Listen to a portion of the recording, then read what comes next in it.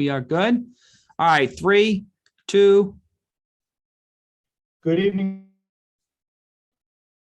Malden, and welcome back to another update on COVID-19. I'm Gary Christenson, Mayor of the City of Malden, and as always, I'm joined by the Director of our Health Department, Chris Webb, along with Christian Lanphere from Cambridge Health Alliance and Scune Carrington from our Board of Health. And of course, none of this happens without our producer and communications director for the City of Malden, Ron Cochran. So we wanted to get together tonight, despite our low positivity rate, which I'm happy to say is 1.6% as of today, to talk about how we keep it there going forward. As you know, we have our fall festivals have been happening. It's a big weekend coming up around Halloween, and then we get into the holiday season. So our team thought it was important that we get back together and talk about just where we are and where we're going, and also dive into the whole discussion about booster shots and our youngsters who are nearing eligibility for vaccination. So once again, thank you for tuning in, and thank you for all you're doing to help us be at 1.6 positivity rate, 1.6% positivity rate. And we are also, I think Mr. Webb will talk about it a little bit further, but roughly 70% fully vaccinated here in our city. So why don't we do what we always do, which is just a couple quick introductory comments from our panelists, contact information on how they can reach you, and we'll get into tonight's show. Mr. Webb. Good evening, everybody. Great to be back on again. It's great considering the circumstances we're under. It's exciting news. I can't thank the community enough for their diligence and taking their time and making decisions, but the vaccination rate is looking good in all age ranges except one, and I'll tell who they are later on. But we'll get to work on them soon. But if you need to reach me, again, my name is Chris Webb, Director of Public Health, and I can be reached at cwebb@cityofmalden.org or 781-397-7049. Okay, down to Christian. Good evening, Malden. This is Christian Lanphere with the Cambridge Health Alliance. We're looking forward to another night talking about booster shots, which I think are a real relief for many people, and really excited for what is coming for the younger population, most likely next week. I can be reached at 617-665-1000. Finally, Scune. Good evening, Malden. Happy to be here and with you this evening for another hour discussing COVID-19, some of the strides and good news, and also areas where we could all just proceed together. Member of the Board of Health, and if you do need to reach me, I am at bohresponse@cityofmalden.org. Great.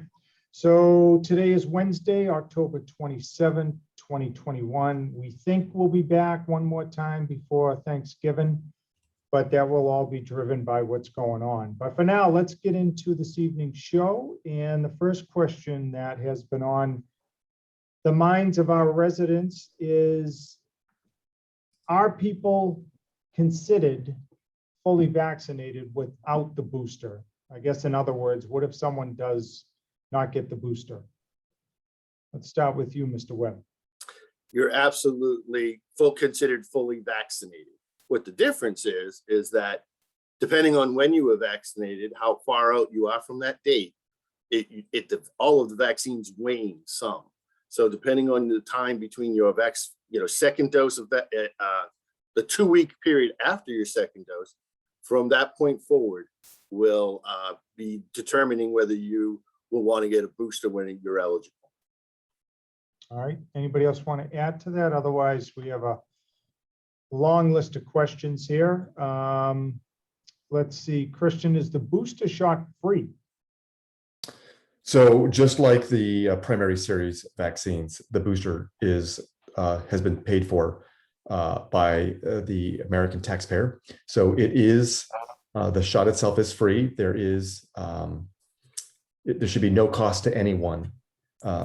Insurance should be picking up any administration costs, but there should be no cost to anyone who wants the vaccine. Okay, Mr. Carkin, you want me to keep going or do you have some on your end? I do have some on my end, but yeah, if you want to go one more and then I'll kick in after that, because I've been collecting some via social media and a couple of other avenues that we've been collecting questions. All right, let me go over to Scune. So all the talk is about the booster and not as much about the flu shot. Your thinking on the flu shot, you getting both? Absolutely. Yep, that is the plan, both booster and flu shot. So And don't you want the recommend- twindemic. So yeah, that's Yeah, so you recommend the same for the community. absolutely. Okay, very good. All right, let me jump to you, Ron. Yeah, sure. So we always collect our questions off of our Facebook advertisements. Normally, we would have our Malden Access Television call in. That's not available this evening. But if you are viewing on Malden Access Television, you can always queue up questions for the next episode, and that is by sending us your questions to info@cityofmalden.org, or you can message us on Facebook. And then when we get back, our next episode live with MATV/UMA, we will then take your phone calls live. But until that point, we're going to take our questions that have come in early. And I think the first one is a follow-up to your question that you had to Mr. Webb about fully vaccinated.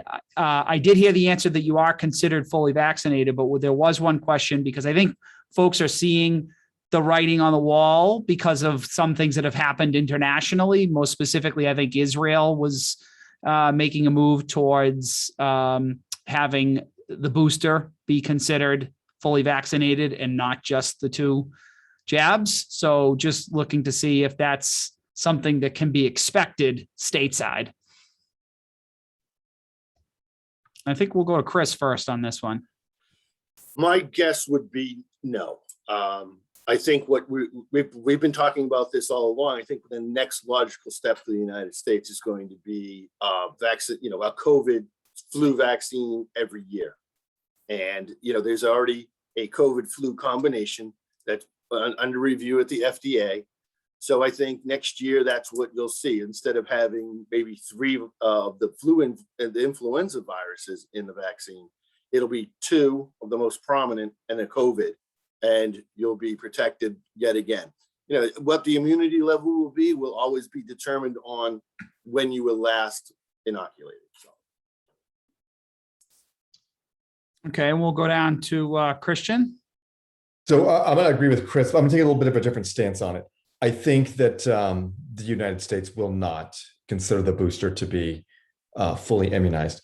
However, what I would say is that if there's an increase in breakthrough infections, and right now breakthrough infections are less than 1%. So while if you look at the numbers, they are very, very, very small. I do think that if we do see an increase in breakthrough infections that require hospitalization, I think then that the boosters will then probably be more important and will probably likely take a different stance on that. But as of right now, I think if we can continue to get the population vaccinated, then I think that we won't be in a situation where boosters will be considered fully vaccinated.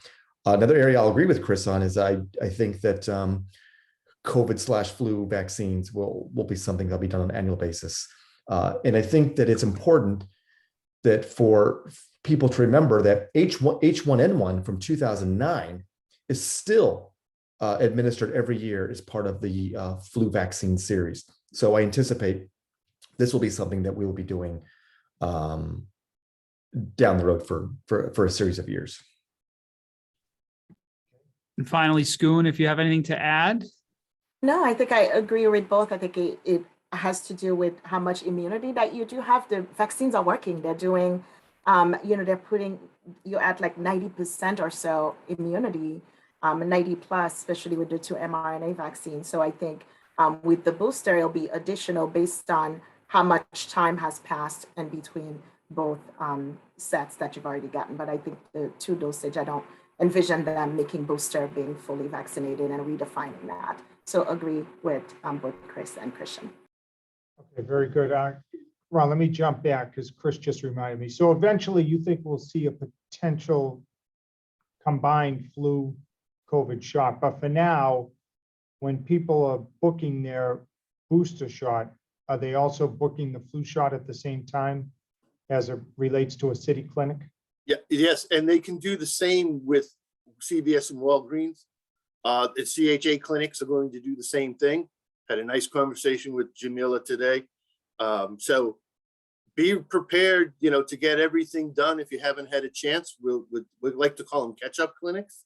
And, we're looking forward to seeing a lot of people out there as soon as we can secure all the vaccines for the number of people we think we're going to need. We hope to be able to do that by the end of next week, if the supplies land like we think they will. And then we can start doing the actual dates. But the public clinics will be on Saturdays in the afternoon, and CHA has been kind enough to take Wednesday evenings. So that's very exciting. It's going to be a lot of opportunity to get everybody wrapped up, hopefully before the holiday. There will be 2 Saturdays before that, but we'll have the one after, and then the one after that for Christmas, hopefully, and get everybody through the new year without any more incident. All right. The other hot topic besides boosters is vaccines for children. So, Christian, when will children younger than 12 be eligible? I suspect that'll probably be sometime by the middle to the end of next week. The ACIP is meeting, I believe it's like Tuesday and Wednesday. I think that shortly after the CDC will sign off. I don't see too many hiccups based on the recommendations that the FDA provided. So I do think that they will be rolling out most likely by the end of next week. All right, let me stay with you. Is the amount of vaccine given to children, do you expect that to be any different than adults? So children will be receiving 1/3 the dose. And another thing our listeners should be mindful of, especially if you have an 11-year-old, right? An 11-year-old that's, an older 11-year-old that's closer to the 12 years old cutoff, or they may be physically, maybe larger than what a traditional 12-year-old would be.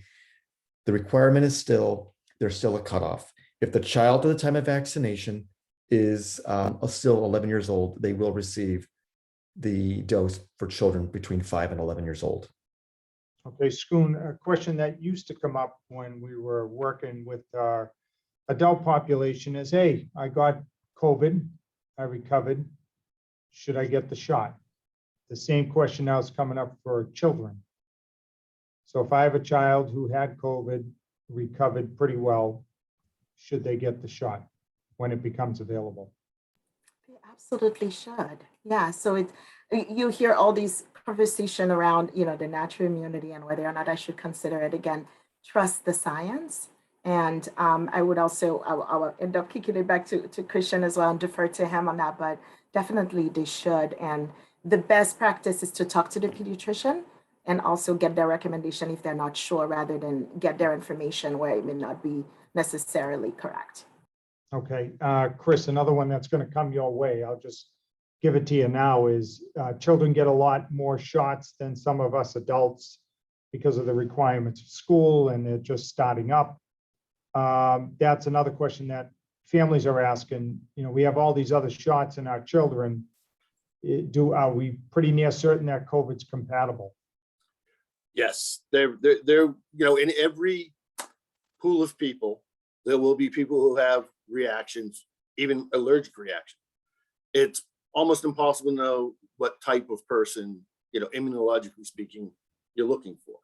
So when in doubt, like we always say, and especially in this age group, I want to remind people that the 5 to 11 vaccine is going out predominantly to hospitals, healthcare centers, pediatricians, and care facilities in advance. So they'll get it first. And if you have any questions about recent vaccination of your kids as it relates to COVID, talk to your primary care or wherever it is you get your medical services. They'll be able to take a look at it. There might be some concern, a week ago, a child just got his first round of everything.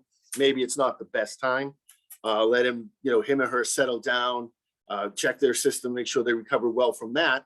And then maybe the next week, get them vaccinated. Okay. Follow what the child can tolerate. Christian, what vaccines have been authorized for children?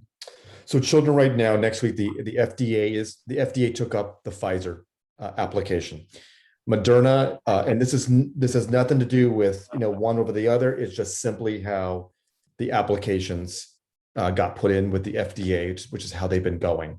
So Pfizer FDA has given preliminary approval for children 5 to 11 years old. Moderna's study, which will likely go before the FDA in the next couple of weeks, will be for children 6 to 11. So once those clinical trials are complete, then they will be before the FDA's independent body, and we will go through the process. So the one that will most likely be available, likely by the end of next week, will be the Pfizer vaccine for children between the ages of 5 to 11. Scune, will the COVID-19 vaccine be mandatory for students? What are you hearing on that end? I'm not really sure. I don't think it will be. Agreed. Yeah, I don't think it will be. I mean, it looks like they really can't even figure out the adults, so I don't know how they're going to mandate it for children. Yeah, so I think like there are some nuances, there are just complexities, and yeah, so I don't believe so. Okay. Let's see, Chris, you'll like this one. This is from the X-Files. If you need to get a booster shot, does that mean the original vaccine isn't working? That's one theory out there. No, it doesn't. It means that your version of the vaccine jumped into your body and wore itself out, and it's been being tracked by by the science that it does wane over time, just like your flu shot does. You wouldn't want your flu shot to last up until the next minute you get your next one. So Right. it's all what your immune system needs to sustain a initial protection. And that's what your flu shot does for you every year. And it's not any more complicated than that. It's just that, if I may be bold enough to say, it's taken so long for us to get to this point, which is quite frankly too long, that we outlasted the efficiency of the vaccine because we haven't been more responsive to getting vaccinated. That's why. Because otherwise we'd be doing flu shots in COVID shot clinics now if we had everybody vaccinated last year. Okay, very good. Christian, another reason we wanted to have this show is to talk about the newest variant, Delta Plus. Tell the community about what it is, where it is, and what the prognosis is. So again, I think we're still learning a lot. The Delta Plus variant is something that was reported out of the United Kingdom, out of England. There is still a small percentage of cases that have been reported with the Delta Plus variant, and there's likely a handful of cases in the United States. But it's important, I think, that people understand how this process works. Unless we really see a significant change in a person's signs or symptoms related to the disease, we're not genome sequencing the virus.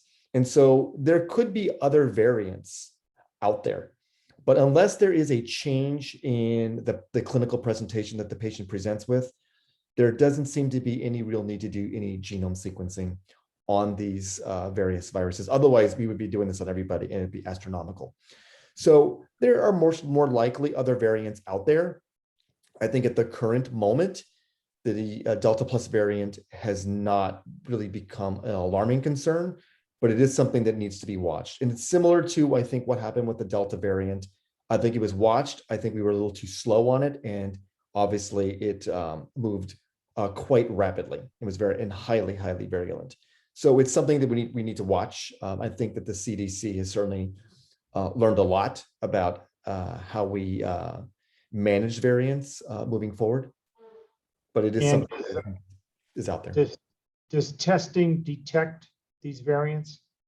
So how it's been working is based on clinical presentation. The provider will certainly do outreach with the Bureau of Infectious Disease at DPH, and depending on what the presentation is, the state lab will do the genome sequencing. And if they are seeing something different, then those get raised up at the national level. And we keep track of them. They are keeping track of them. And so I do think that public health, it's working. And I think for folks who don't get to see public health work, these professionals are, they're very good at what they do. And they're out there doing what they're trained to do. Okay. Ron, let me give you a few questions here. Are Sure. you caught up on your end? Do you have a few more? No, I do. Yeah, I do have a question that's come in. Again, I do have quite a few that have been accumulating, but that's okay. We'll get through them. So the question is with respect to, it was mentioned earlier by actually a couple of the panel, and that is your level of immunity and things waning over time. So is there an easy method for someone to actually test their antibodies without going through too many hoops? For instance, easy enough to go get a test, but I don't personally know of like a antibody testing site. That's not something that's come across. I may not know. And kind of a follow-up to that is, if that isn't something that's easy, why hasn't that been made more easy? Because I guess the person who's asking the question, what they're really getting at is vaccination important or is immunity important? So I guess they're probably talking about, having immunity from contracting COVID. So why isn't there more of an emphasis on testing immunity, testing the antibodies? And if not, maybe that's coming. We're going to go reverse on this one. We'll start with Christian on this. So there are little, pinprick at-home testing, rapid testing antibody kits that are available. I believe CVS is actually starting to carry some of them. What the sensitivity and specificity of these particular at-home tests are, I cannot speak to it. I'll ask some of my colleagues if they have any better knowledge on this. I know that they are making their way out onto the market. Again, for the gold standard in a healthcare system is testing that we do that is done in a physician's office. Okay, and let's shoot up to Scune on this one. Yeah, so Christian, I have seen some of those test kits and I looked at the price. It was $129. It's like, am I that curious? I don't think so. I'm not $129 curious to know. But if somebody's curious, you certainly can purchase those and go ahead and test it at home. But I think at the end of the day, I think, that's why they're studying the boosters. We are keeping people outside of the hospital. And I think that is the ultimate goal, because I think what we're worried about at the beginning of COVID is just how many people were hospitalized as a result of it and dying. And I think if we are preventing death and hospitalization, we are doing a really good job. And if people want to take it to the next level, go ahead and spend the money and check it out as an option. So I think in terms of priority, that's kind of like where my thought process went in response to your question. Ron, let me interject. Scune, the 129, is that for one test? Yes. Yeah. Wow. For the kit that I saw, I was like, whoa, okay, thank you. I'm with you on that. All right, Ron. Yeah, let's go up to Chris. All I would add is that, the reason there's science that says that when you get infected, not when you're not vaccinated, you get infected, you do have immunities. But again, that's a natural system. So everybody's natural immunity is different, right? I may be, 99%, and someone who has a respiratory condition or heart disease or is immune compromised is going to have a lot less, because it's so much of it is used during the fight for recovery. The other thing is that the known solution is to be vaccinated rather than add another test. It's simply boost your immunity by getting vaccinated. We've said it here before that even if you think you have a high natural immunity, one dose will only put you that much further along in the immunity percentage. So we recommend vaccination for everyone for that reason. Plus, your natural immunities will not protect you from the Delta variant. So unless you had the Delta variant. So there's that, you know, you don't want to just, you don't want to exclude the vaccine because your natural immunity is there. It doesn't always work. Okay. I've got another one, Mayor, if you would like me to move forward Please. with that. Sure. So the next question is the person's asking about therapeutics. There was, I'm not sure if it was Pfizer or Moderna had an announcement that they were about to bring to market a therapeutic. If the person, they said, if they're not mistaken, what is the, what's the thought of the field on how therapeutics will affect COVID, you know, as a pandemic? And let's try to go in reverse order here. Let's start with Chris.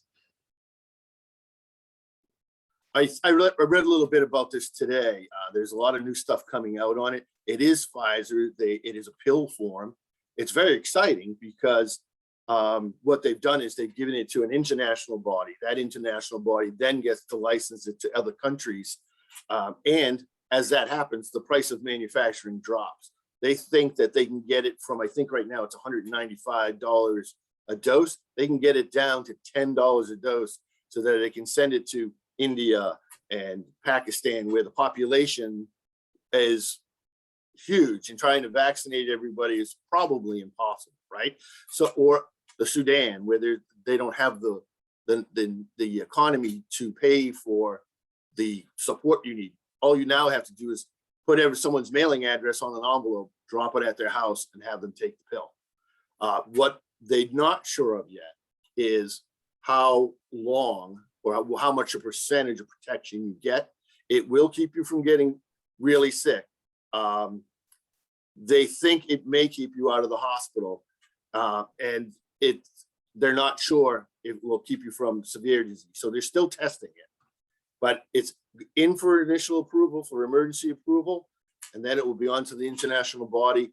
Will we see it here in the United States? Probably.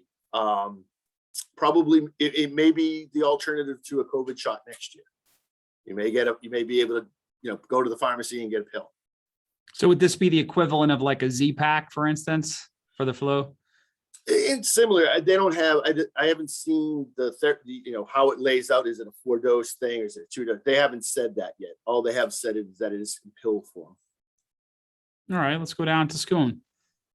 I think Mayor Christenson had said before, like it's a marathon, not a sprint, in order for us to just combat this virus. So I think however many options that they have available and developing is great, because you still have people that have needle phobia. And I know even though we have an in-home vaccination, and sometimes you have people that just can't go to the pharmacy and be able to leave their home for a number of reasons to be able to get it. So as many options as we have available, some that may not involve, you know, getting a shot because of a number of reasons where people have objection to it.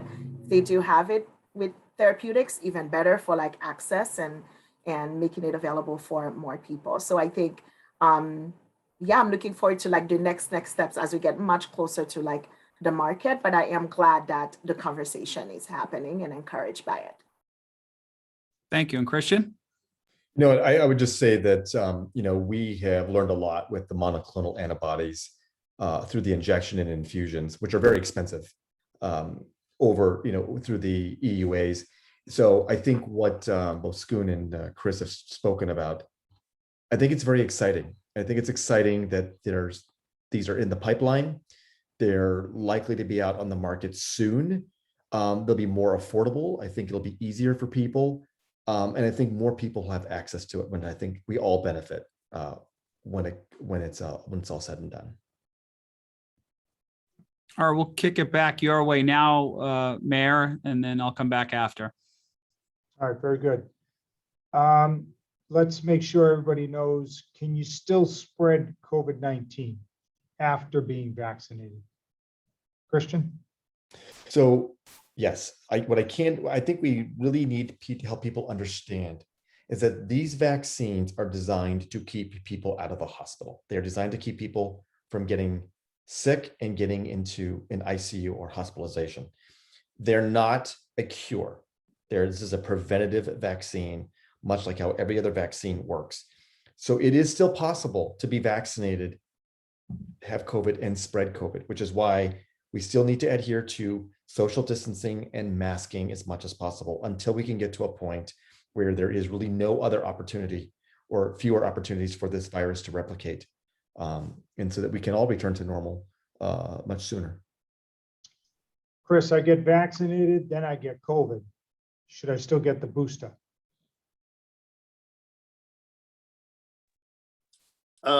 If I'm vaccinated and I still got COVID, would I get a booster? Yes, I would, because it's obvious that your resistance has waned and you need a booster, more importantly.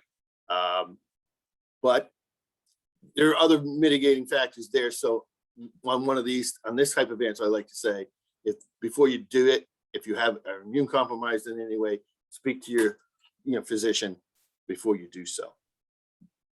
Okay. Scune, masking. So what's your general rule of thumb? We did the COVID shot. Now we're about to do the booster. So is it just do what a reasonable person would do if you're in a large crowd, mask up?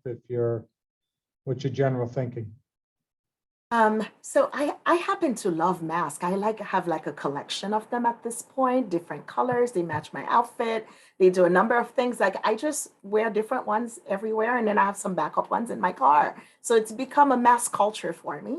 And so, but for those of you that may still have some issues with masking, especially when, in addition to, if you're outside and physically distanced, but if you are around folks who you don't know their vaccination status, and or children, the people that may not be eligible or the eligibility is coming, or you don't know if they're vaccinated, babies, close quarters, if you're going to concerts or basketball and stuff, I think most places require it anyways, just mask. But I wear masks for just good measure because I just happen to like them and I think they're fashionable and just overall fabulous. So when in doubt, just wear them, especially indoors when you're not eating, close quarters, and around small children or people whose vaccination status that you don't know. So that's kind of like my rule of thumb.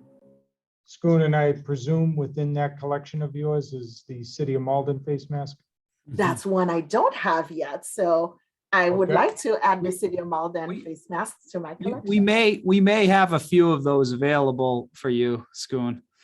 Yeah, I'll take a selfie and just post it. Here's my Malden face mask.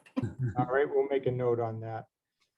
Ron, did you have any others, or you want me to keep going? I do. And I think the next one, it was partially just talked about actually, and that's about masking. We just heard an announcement, I believe it was yesterday or today, regarding the Mass Department of Education's ruling on extending the mask policy. And I think what was pointed out was giving time for students to be vaccinated, based off of what Christian alluded to earlier, where it's just around the corner. And that all makes sense. I think the person's question is this something that is a hard, fast rule you think they're extending, waiting for the vaccine, or are they waiting for the numbers to go down in communities before they make that ruling? What is it, one or the other? I'll answer that. I think what they've done is they've figured out the distribution rate on the new vaccine against the number of kids in that age group. And if all things go right, a majority of that population should be vaccinated by January 15th. I don't think it's DESI's goal to have it go on much longer than that. I know we all were shooting for the first of the year. That was really, thought to be a very reasonable timeline. But, as these things go, there are enough approvals that have to be done so that we're safe. So yeah, that's kind of where we're at. I don't think it will, if it goes on to the end of January, I wouldn't be surprised. But if it goes past that, I think I would be very surprised. We have very good numbers in the 12 to 15 and the 16 to 19. They're actually at 82% for the 12 to 15 and 88% for the 16 to 19. So kudos to all the parents out there. That's fully vaxxed, Chris? That's fully Not one vaccinated. dose. That's fully vaccinated. We were at 75 the last time we had a show, thanks to CHA running another set of clinics in our schools. We went past what we thought we would. We thought when we doubled up, the second shot would be somewhere around 80. And it was 82 and 88%, which is, you know, what it says is that a lot of parents took a lot of time and did a lot of consideration and really want their kids to get back to school in a normal, healthy environment where everybody's safe. I want to thank the parents too. And we still have cases in the school, but the staff, they were doing their best, and I'm really, really happy with the way things are going. And it is really because the younger generation is that much more resilient. And kudos to them. Kudos to them. They've done this. Okay. And just to clarify though, so Chris, I think the person's question was whether or not DESE, what are they looking at for a threshold? Are they actually pinning it to, like you mentioned percentages, although that's Malden, not the state, Mm-hmm. but are they pegging it to an actual percentage, you think? Let's put it this way. Right now, if a school can demonstrate that school staff and teachers are 80% vaccinated, you can take your masks off.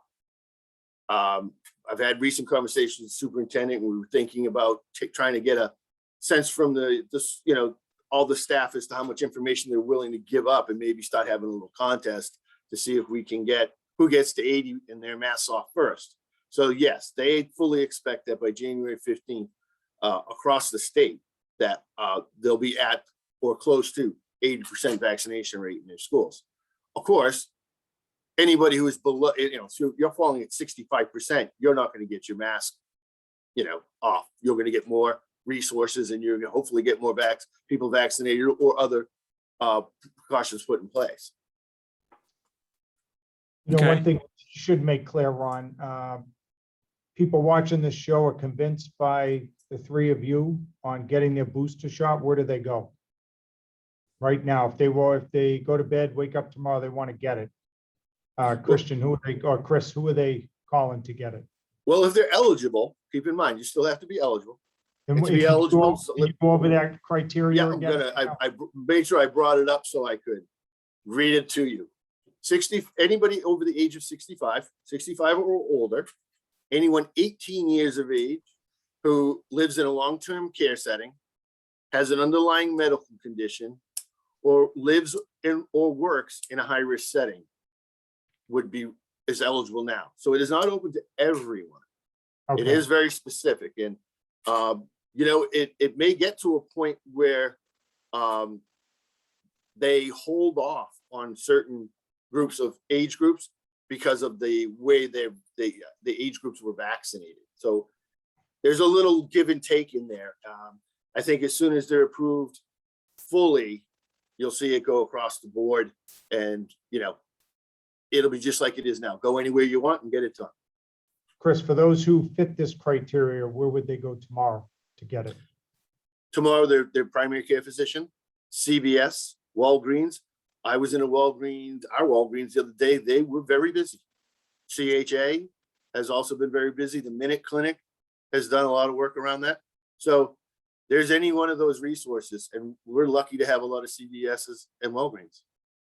Okay, Christian, I want to get the booster. I'm within this criteria. However, I got the Moderna shot. Can I now mix it with a Pfizer booster? So the FDA and the CDC just recently approved what we call mixing and matching. Here is where the language is, though.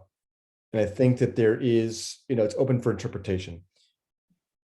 As much as possible, people should remain with their primary series. However, people will have the option of mixing and matching. My recommendation, and this is the recommendation both from the CDC and the FDA, was that those individuals who received their Johnson & Johnson primary series shot should highly consider getting an mRNA vaccine of Moderna.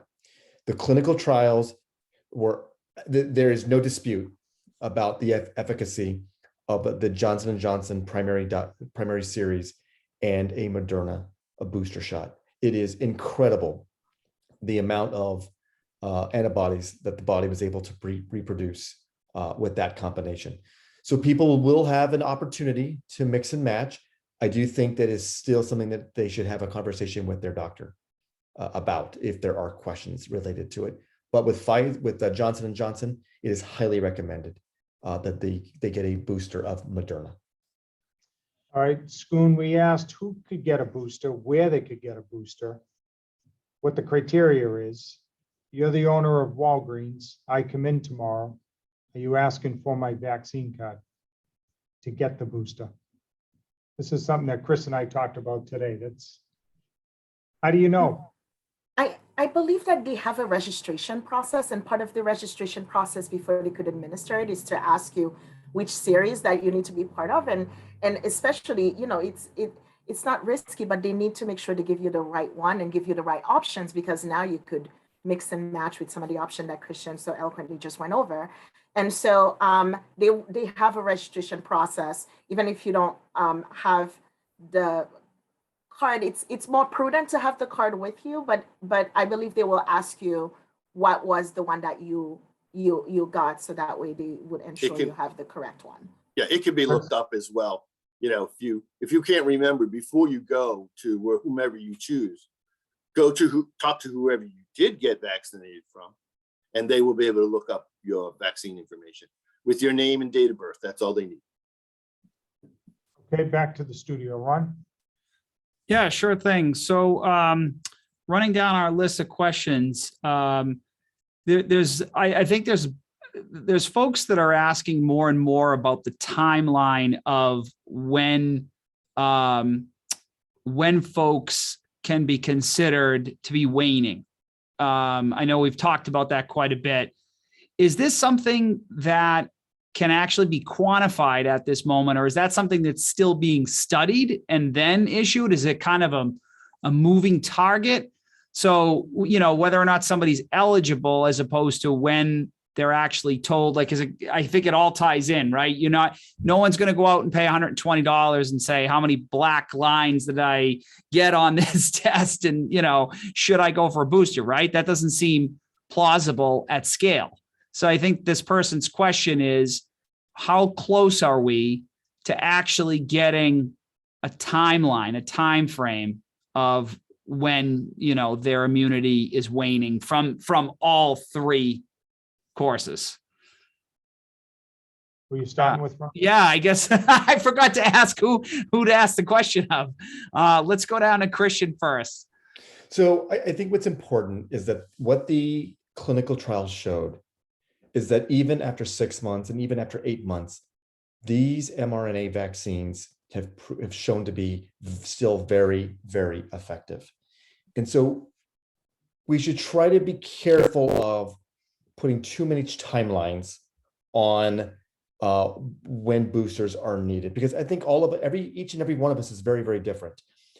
I think, though, there is a conversation that should be had with your primary care doctor about, depending on what risk factors you have, what your medical history is, and whether that you may benefit from a booster shot. Johnson & Johnson, it is highly recommended that they receive a booster after 2 months. The mRNA vaccines is 6 months, but it really is dependent upon your own personal presentation, whether your doctor feels that you may benefit from a booster outside of these priority groups that Chris had mentioned earlier. So just as a follow-up, it sounds to me like I think I understand what you're saying, but it sounded like the 2 month designation and the 6 month, is that like just the best body of knowledge we have at this moment? Is that kind of where it comes from, the studies? Yes. So this is all coming from the clinical studies based on, large numbers of people who participated in these studies, and the reports have come back. What we're operating off of is where they saw the most benefit and the greatest risk. And that's where all of these numbers have come from. And so this is part of the scientific process. So these recommendations are made by the manufacturers through the clinical trials, but these approvals come through these independent bodies that are peer reviewed and are outside of the direct pharmaceutical companies directly. Just add one thing. I totally agree with Christian, but remember, went back, the process is always to protect the most vulnerable among us, right?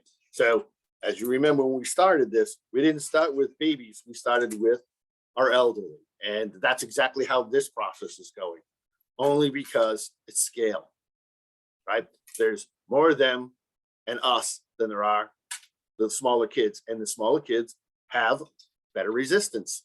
So we start at the top again and deal with our most vulnerable among us, and we work our way through. I think that's an excellent point, Chris. And that's important to keep in mind as well. Yeah. And Scune, if you wanted, did you want to add anything to that? No, I think they've covered all of the bases. I don't have anything more to add. All right, back over to you, Mayor Christenson. I think that's what I had on my end, Ron. So we might be able to end just a few minutes early, unless you see anything else come through. No, that is it. That's my docket is clear here as well. All right, Ron, can you just remind the viewers again of what happened this evening, that it wasn't live and where they can view this? Yep. So you will be watching this on UMA, Malden Access Television, at some point very soon. So calendar date today is October 27th. It should air shortly after, probably tomorrow. But we were unable to present, this show live tonight. But if you're watching this show over the course of the next couple of weeks and you think of questions, please send us questions to our email address, info@cityofmalden.org, or you can message us on all of our social media. And what we'll do is what I've done to kind of power the questions tonight, which is I stack them all together and I wait for the next show that we have. So if we don't get these calls live, or if you want and kind of be up to speed on when we'll run this show again, we always publish when we're going to have the show on our social media, Facebook, Twitter, Instagram. Does that cover it? Yep. Okay. All right, let's close it out with our panelists. Let's start with Scune. Hey, good evening, Malden. It was great to spend the past 50 minutes with you and answering your questions around booster shots and masks and the vaccine and just some of the great stride that we've made so far. So let's keep it up. It's what a difference a year make. And so for all of you that have contributed to it, thank you. And looking forward to the next time that we meet again, and be safe out there. And if you do need to reach me, I can be reached at bohresponse@cityofmalden.org. Okay, thanks again, Scune. Chris? As usual, I always love doing these shows because I do think we get a lot of good information out there and it stimulates better questions. And that's, I think part of the reason that we've been as successful as we have with our vaccination program and our outreach. Of course, we have our partners like CHA, who's been right there for us all the time. Want to thank GMAC. They've done incredible outreach. I enjoy working with them today on another topic. Hopefully we can do a show about that one day soon. I'll be talking to the mayor about that. And, it's incumbent upon us to keep one thing in mind. We're always just trying to take care of the most vulnerable among us. Now, we've all been vaccinated. Let's say we've all been vaccinated. We're going into the holiday season. I would just ask people to, if you're in all your travels and shopping and all the things that involve the season, when you're not with your family group, wear a mask. Do yourself the favor. You don't need to get asymptomatic and vaccinated and asymptomatic and go to a holiday event and there's an elderly family member there that hasn't been vaccinated, maybe due to infirmity or just doesn't want to do it. You don't want to be that person who took the wrong time, I can't imagine what it would be like. And I don't want to wish that on anybody. Simple, easy thing to do. Put a mask on as you go through the season. I go to Dunkin' Donuts, I put a mask on just because I don't know who's in there, right? If I go into another larger department store, I put a mask on because I don't know who I'm going to end up with or in line with. It's just safety. And I can't say it enough, and I know I say it all the time. The community has played a huge part in this, and it's been challenging, but it hasn't been impossible.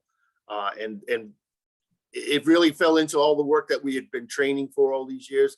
So I'm excited about seeing we're coming to the end. I can say that now. I feel it. The numbers really kind of caught up to what our expectations were. And, you know, I can't be more proud, really, of the community. We just did our jobs. We just had to set it up, give you the shot and take it down. It was like, you know, one more for the road kind of thing. But people made great decision making. They used insight that they give us all these information that drove them to it, and we share it with other people, and it's been helpful. And I want to thank the community for all they've done and looking out for one another. It's so important. Thank you. My name is Chris Webb. I'm the Director of Public Health. I can be reached at cwebb@cityofmalden.org or at 781-397-7049. Very good. And finally, Christian. Well, thank you, Malden. And to you, Mayor, I appreciate the opportunity to meet with all of you, and I continue to learn from my colleagues on the panel here today. I would say, just to leap off of what Chris said, was that especially those who still remain unvaccinated, still sort of questioning things. We're a year out now from the vaccine. I think people have done quite well with this. Please reach out to a trusted source, whether it's your primary care doctor, our local Board of Health, to answer the questions, and please get vaccinated. So again, Christian Lanphere with the Cambridge Health Alliance, 617-665-1000. All right. Thank you all. On behalf of Ron Cochran, our producer of this evening's show, I want to say thank you to everyone, and also thank you to you. I know we're usually caught up in the moment of each day, but if you think back to where we were just a year and a half, 2 years ago to where we are now, that shows we can do it together. So anybody that's still uneasy about the upcoming holiday season, especially this weekend, do not fear, as we will have someone out and about keeping Malden safe. So again, on behalf of all of us, thank you, and we'll see you again soon.